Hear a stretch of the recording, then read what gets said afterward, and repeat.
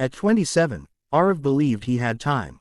Plenty of it. Time to dream, time to delay, time to start, tomorrow. Tomorrow was his favorite word. It wrapped his fears in comfort and excused his inaction with promise. Whenever his conscience whispered, "You should begin now," Arav replied with a smile, "Tomorrow will be better."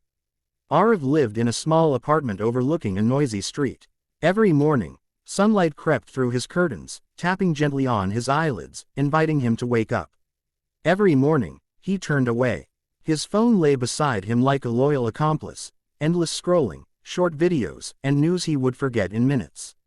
Hours slipped away unnoticed, like coins falling through a hole in his pocket. He had dreams once. He wanted to write a book that would help people find clarity in a confusing world. He wanted to be fit, disciplined, and calm. He wanted to make his parents proud. None of these dreams were unreasonable. None required extraordinary talent. They required only one thing Arav never gave them: time used wisely. Days blended into weeks, weeks into years. One afternoon, Arav met his childhood friend, Kabir, at a roadside cafe. Kabir looked different, healthier, calmer, confident. He spoke with purpose and listened without distraction. Arav noticed something unsettling. Kabir's phone remained face down on the table. "What are you working on these days?" Kabir asked. Arav hesitated. "Just figuring things out."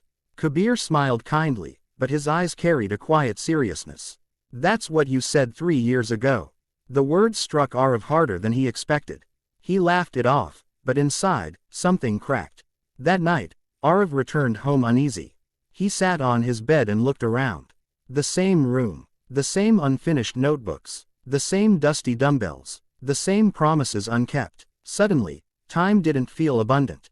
It felt fragile. Unable to sleep, Arav went for a walk. The city looked different at night, quieter, honest. He passed a hospital and saw an old man sitting alone on a bench, staring at the building. Arav almost walked past, but something made him stop. "Everything okay?" Arav asked. The old man looked up slowly. His eyes were tired but warm. "My wife is inside," he said. "Doctors say we don't have much time." Arav didn't know what to say. The old man continued, "We spent our lives saying, 'Later. Later we'll travel. Later I'll listen more. Later I'll tell her how grateful I am. Later." His voice trembled. Later never came. Those words sank deep into Arav's chest. As he walked home, the world felt heavier, more real. For the first time, Arav understood a truth most people avoid: time doesn't warn you before it leaves. It simply goes. That night, Arav made a decision. Not a loud one, not dramatic, just real. He woke up the next morning before his alarm. The sun was rising, painting the sky with hope. His phone buzzed beside him, tempting him back into old habits. He picked it up, paused, and placed it in another room. That small act felt like rebellion.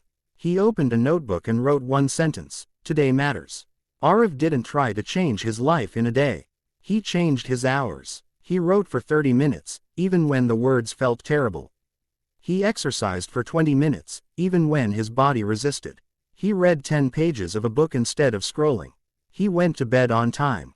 Some days were hard, some days he failed, but this time, he didn't quit. He remembered the old man's words. He remembered Kabir's silence. He remembered the years he had already lost. Weeks passed. Arav's mind grew clearer. His energy returned. His confidence strengthened. Not from success, but from self-respect. He was finally keeping promises to himself. One evening, Arav visited his parents. His mother noticed the change immediately. "You look present," she said softly. That word stayed with him. Present. Not trapped in the past. Not escaping into the future. Fully here. Months later, Arav held a printed copy of his first book draft. It wasn't perfect, but it existed. That alone felt miraculous. He met Kabir again at the same cafe. "You've changed," Kabir said.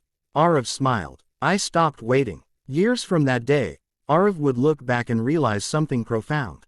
The day his life changed wasn't when he succeeded, earned more, or gained recognition. It was the day he understood that wasting time was the most expensive mistake of all. Time doesn't ask for permission. It doesn't care about excuses. It rewards action and punishes delay. And the greatest tragedy isn't failure. It's reaching the end of life and realizing you were always busy, but never living. If you are reading this now, remember Arav. Remember the old man on the bench. Remember that today matters. Stop wasting time. Not tomorrow. Now.